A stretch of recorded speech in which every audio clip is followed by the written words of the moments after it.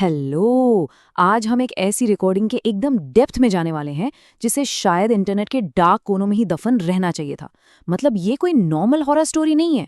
आज हमारा पूरा फोकस अंधार घाट सुरंग के उस खौफनाक राज पर है जिसने एक व्लॉगर की पूरी हस्ती ही मिटा दी।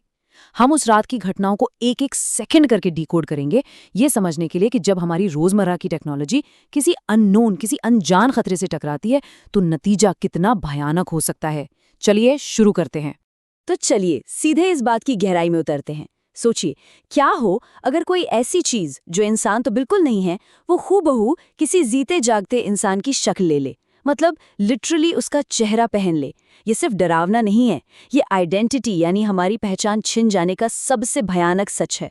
और यही वो खौफ है जो इस पूरी पड़ताल का कोर है। उस रात असल में यही हुआ था। अब थोड़ा कॉन्टेक्स्ट सेट करते हैं। महाराष्ट्र के एक बहुत ही रिमोट इलाके में है ये अंधारघाट सुरंग, एक पुरानी अबैंडन्ड ब्रिटिश टनल। वहाँ के जो लोकल्स हैं ना, उनकी वार्निंग बहुत क्लियर और स्ट्रिक्ट रहती है। रात के वक्त अंदर बिल्कुल नहीं जाना है। क्यों? क्योंकि वहाँ से आवाजें वापस नहीं आती। कैमरे और फुटेज अपने आप करप्ट हो जाते हैं। और सबसे डरावनी बात, जो अंदर जाता है वो वही इंसान वापस नहीं आता। लेकिन हमारे व्लॉगर सौरभ ने क्या किया? उसने इन सब बातों को बस एक मजाक समझकर टाल दिया। उसने कहा, अरे ये तो परफेक्ट व्लॉग कंटेंट है। और सच बताऊं, यही ओवर कॉन्फिडेंस उसकी सबसे बड़ी और शायद आखिरी गलती बन गई। यहाँ से ना सिचुएशन एकदम साइकोलॉजिकली डार्क होने लगती है। रात के ठीक 12:18 हो रहे थे जब सौरभ ने टनल में कदम रखा। सिर्फ 1 मिनट बाद वो कैमरे पे बोल ही रहा था कि ऑडियो ट्रैक में एक और आवाज ओवरलैप होती है, एक फुसफुसाहट, मत जा। सबसे चिलिंग बात पता है क्या है? जब सौरभ ने प्लेबैक सुना तो उसे रियलाइज हुआ कि ये लाइन तो उसने बोली ही नहीं थी। ये बस पहली वार्निंग थी। ठीक 3 मिनट बाद कैमरे का ऑटो फोकस एकदम से ग्लिच करता है। सिर्फ एक स्प्लिट सेकंड के लिए एक फ्रेम आता है जहां सौरभ खुद अपने ही आगे खड़ा हुआ नजर आता है। मतलब ये तो फिजिकली पॉसिबल ही नहीं है ना। कैमरा तो खुद उसके हाथ में था। और फिर ठीक 5 सेकंड बाद उस घने अंधेरे से कदमों की आवाजें आने लगती हैं। ऐसे कदम जो सौरभ के जूतों की आवाज से बिल्कुल 100% मैच कर रहे थे। टनल के और अंदर जाते ही ना पूरा एनवायरनमेंट ही शिफ्ट हो जाता है। हवा में एक अजीब सी चुभने वाली ठंडक थी। लेकिन सबसे ज्यादा अनसेटलिंग चीज जो नोटिस की गई वो थी रोशनी। टॉर्च की लाइट आगे ट्रैवल ही नहीं कर पा रही थी। ऐसा लग रहा था मानो टनल की दीवारें और वो गाढ़ा अंधेरा उस रोशनी को लिटरली खा रहा हो। यहाँ पर आकर फिजिक्स के सारे बेसिक रूल्स फेल होने लगे थे। सोचकर देखिए, एक ऐसी जगह को जहाँ रोशनी का वजूद ही खत्म हो रहा हो। ये एक्सट्रीम आइसोलेशन की फीलिंग है। और फिर फाइनली वो आमना सामना होता है। और ये चीज़ बहुत ही बेहतरीन तरीके से इलस्ट्रेट करती है कि कैसे एक जाना पहचाना चेहरा सबसे बड़ा खौफ बन सकता है। टॉर्च की रोशनी सीधे एक परछाई पर पड़ती है, मुश्किल से 20 फुट दूर। पहले तो सब नॉर्मल लगता है, हूबहू वही हुडी, सेम हेयर स्टाइल, बिल्कुल सौरभ जैसा। लेकिन जैसे ही कैमरे का एक्सपोजर जरा सा बढ़ता है, रूह कंपा देने वाली हकीकत सामने आ जाती है। उस चीज की स्किन ऐसी थी जैसे पानी में हफ्तों से डूबकर फूल चुकी हो। आंखें पूरी तरह से जेट ब्लैक, कोई सफेदी नहीं। और उसके चेहरे पर एक ऐसी स्माइल थी जो खिंचते खिंचते दोनों कानों तक पहुंच रही थी। किसी भी ह्यूमन एनाटॉमी में ऐसी मुस्कान पॉसिबल ही नहीं है। उस एंटिटी ने, उस डुप्लीकेट ने अपना मुंह खोला और उसमें से जो आवाज निकली, यकीन मानिए वो किसी को भी अंदर तक सुन कर दे। उसने कहा, व्लॉग कंप्लीट कर। ये कोई नॉर्मल इंसान की आवाज या फुसफुसाहट नहीं थी। ये इतनी हिडियसली डिस्टॉर्टेड थी, ऐसा लग रहा था जैसे एक ही वक्त पर 10 अलग अलग लोग अलग अलग टोन में एक साथ बोल रहे हों। एक ही शब्द के अंदर मल्टीपल फ्रीक्वेंसीज गूंज रही थी। ये सिर्फ सुनने में बुरा नहीं था, ये फिजिकल लेवल पर टॉर्चर था।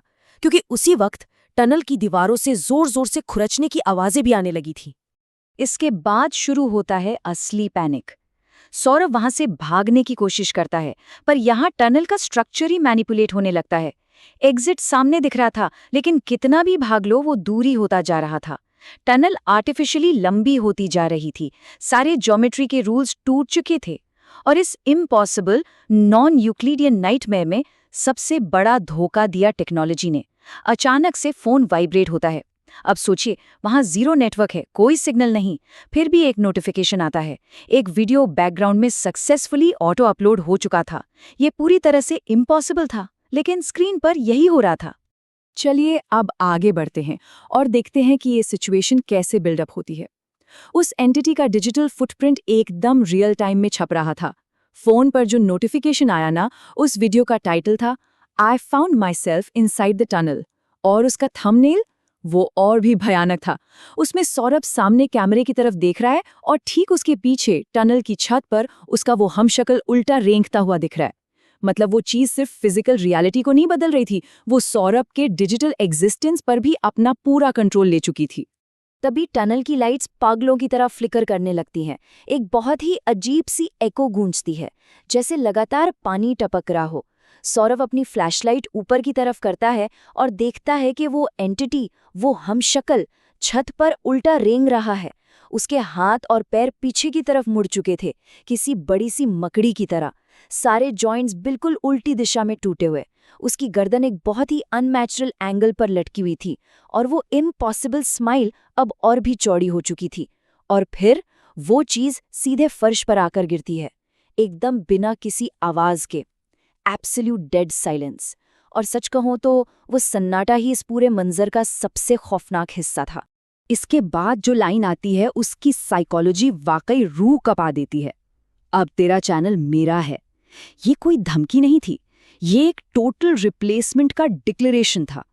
जब सौरभ ने उस चीज की जेट ब्लैक आंखों में गहराई से देखा तो उसे वहां अपने खुद के ही मल्टीपल वर्जन्स दिखाई दिए, जो चीख रहे थे, तड़प रहे थे, जैसे वो किसी ऐसे डिजिटल वॉइड में फंस गए हों जहां से वापस आने का कोई रास्ता ही नहीं है।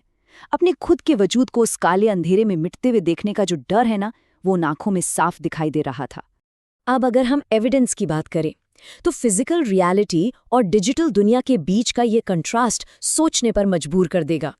अगली सुबह गांव वालों को टनल के ठीक बाहर वो कैमरा फर्श पर पड़ा हुआ मिलता है। फुटेज के एंड में सिर्फ स्टैटिक है, कुछ चीखें और फिर हमेशा के लिए सन्नाटा। पुलिस रिकॉर्ड्स के हिसाब से सौरभ ऑफिशियली मिसिंग है, लेकिन दूसरी तरफ उसका यूट्यूब चैनल अभी भी पूरी तरह से एक्टिव है। उस पर नए व्लॉग्स लगातार अपलोड हो रहे हैं, जहां सौरभ अपनी नॉर्मल लाइफ जीता हुआ दिख रहा है, हंस रहा है, बातें कर रहा है। ये जो डिस्कनेक्ट है ना दोनों बातों में, ये एक बहुत ही ग्रिम और अनसेटलिंग रियलिटी की तरफ इशारा करता है। तो यहाँ सबसे क्रूशियल पॉइंट ये है कि स्क्रीन पर जो इंसान व्लॉग बना रहा है वो असली सौरभ है ही नहीं। जब ये नए व्लॉग्स अपलोड हुए तो व्यूअर्स ने कमेंट्स में एक बहुत ही डरावना ग्लिच नोटिस किया।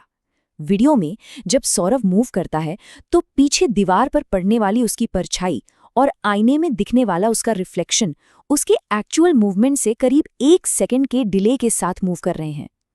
जैसे वो जो भी एंटिटी है वो अभी तक ह्यूमन फिजिक्स और लाइट रिफ्लेक्शंस को पूरी तरह से कॉपी करना नहीं सीख पाई है, और वो बड़ी ही चालाकी से हम सब दर्शकों का खुलेआम मजाक उड़ा रही है। और फिर आता है नए व्लॉग का एकदम लास्ट फ्रेम। जब व्यूअर्स ने उसे जूम किया तो उस नकली इंसान के चेहरे की वो स्माइल धीरे धीरे फिर से कानों तक स्ट्रेच होने लगती है और स्क्रीन के एक कॉर्नर से बहुत ही धीमी और भयानक तरीके से डिस्टॉर्टेड आवाज में एक फुसफुसाहट सुनाई देती है, नेक्स्ट व्लॉग तुम्हारे घर से। इस खौफनाक पड़ताल को हम यहीं रोकते हैं। बस एक ही सवाल जहन में रह जाता है, क्या पता स्क्रीन के इस पार जो भी बैठा है उस पार से कोई उसे देखकर उसकी कॉपी तो नहीं कर रहा।